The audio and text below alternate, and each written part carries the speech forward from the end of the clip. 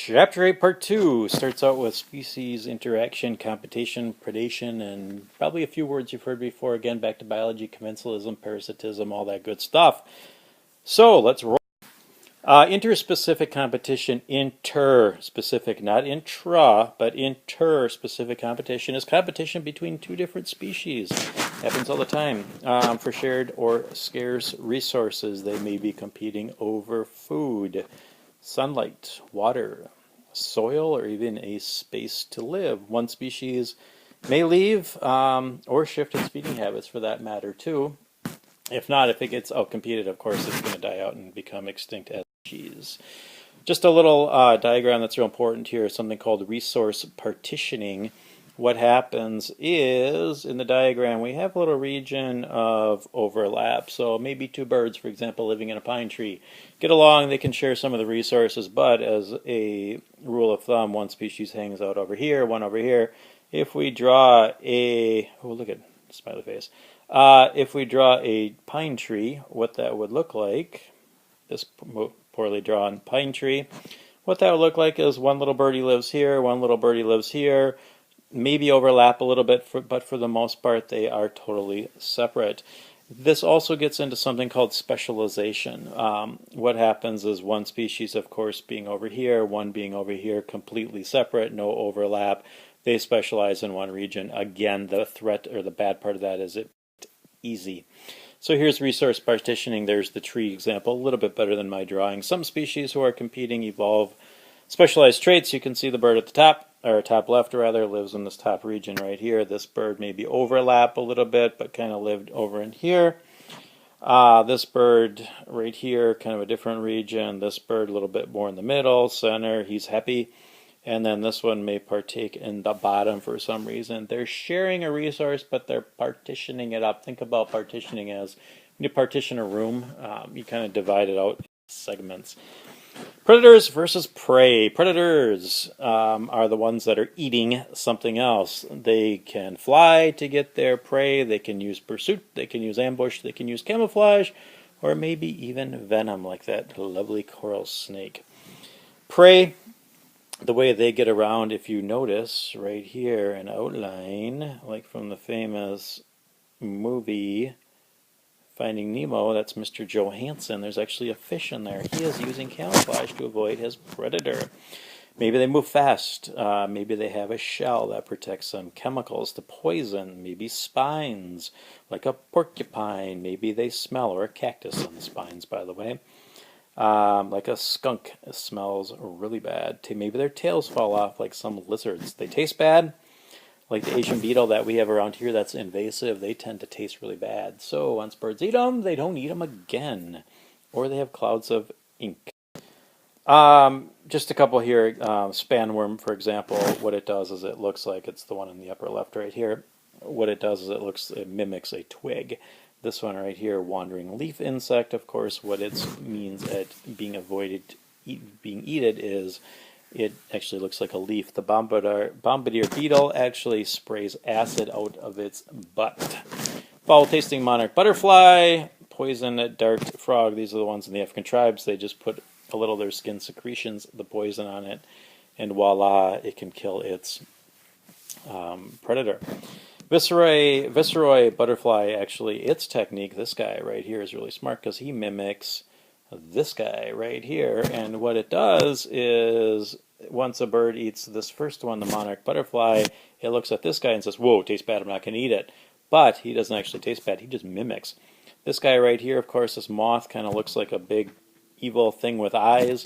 This guy right here is a caterpillar that'll actually puff up and look like the head of a snake. Avoid it. Mimicry, of course, behavioral strategies, things like, these are just a little bit more of what we talked about. Blowfish, what they do is poof up. Those are actually, they're very poisonous.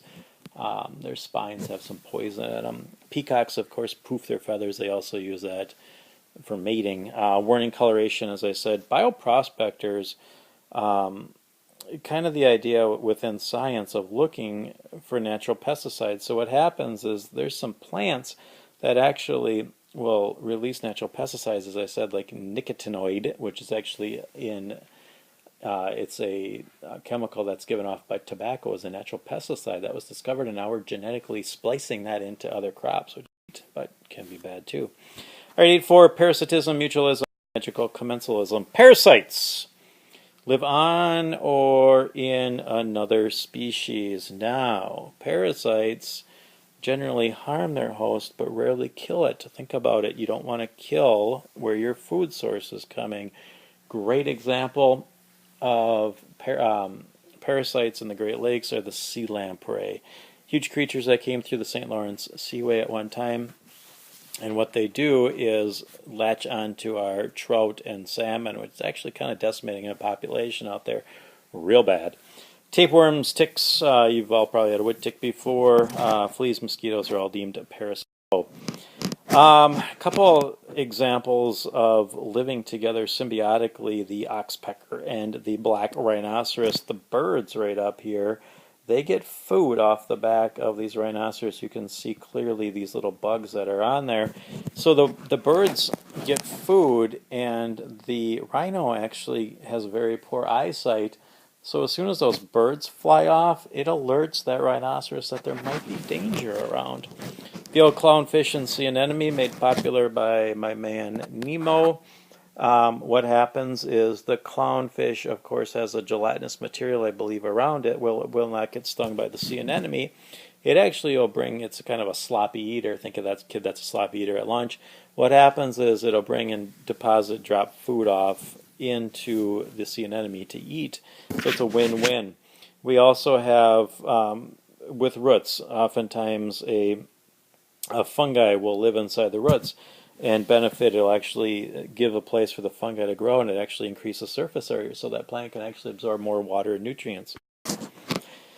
Mutualism, as I just talked about, there's something called pollination mutualism that should be a no-brainer, but it's between a flowering plant and animal. It's when an animal pollinates a plant like a bee, like a bat.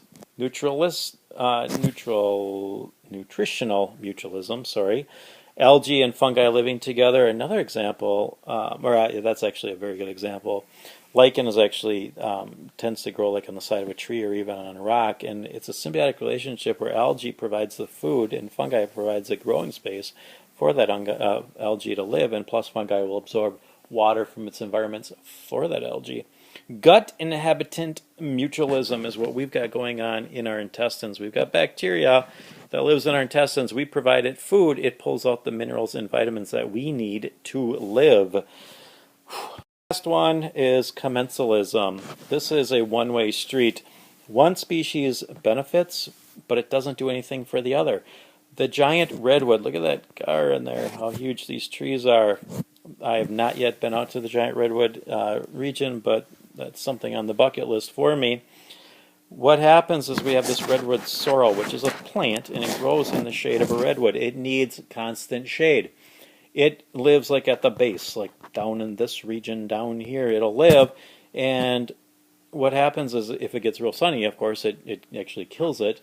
So what happens is this constant shade that's provided by these huge redwoods helps that red sorrel grow and flourish. But it doesn't hurt the tree. It's not a parasite. It doesn't do anything for it. It's really no big deal. It's commensalism. It's kind of a one-sided street. Hey, that's Chapter 8, Part 2.